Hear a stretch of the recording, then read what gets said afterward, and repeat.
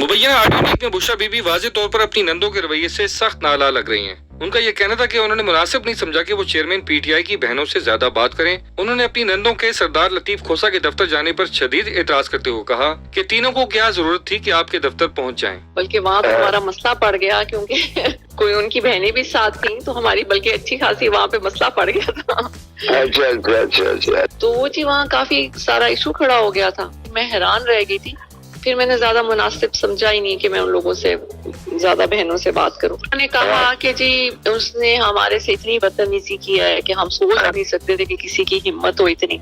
तो मैंने उनको आगे से ये कहा, मैंने कहा इनको क्या जरूरत थी कि ये तीनों उठ के उनके ऑफिस चली जाएं। मैंने कहा ये कौन होती है पूछने वाली। कहती नहीं, हम पूछने गए थे कि आपने ये वाली जहर वाली लाइन क्यों लिखी है। मुबैना ऑडियो लीक में बुशरा बीबी सरदार लतीफ खोसा को ये भी बता रही है कि चेयरमैन पीटीआई की बहनों ने अपने भाई से सरदार लतीफ खोसा के रवैये की शिकायत की है, जबकि बुशरा बीबी ने चेयरमैन पीटीआई को कह दिया कि वही उनके वकील होंगे। इस पूरी मुबैना गुफ्तगू में चेयरमैन पीटीआई के अहले खाना के दरमियान नाइत्तफाकी की जानिब बढ़ता हुआ रुझान साफ जाहिर हो रहा है। वो जिस तरीके से बोल रही थी, मैंने कहा आप इस तरीके से मत बोलें, तो वो जी काफी बोली, बहुत ज्यादा बोली। तो मैंने खान साहब को कहा जी नहीं, बस मेरे वकील बोलिए।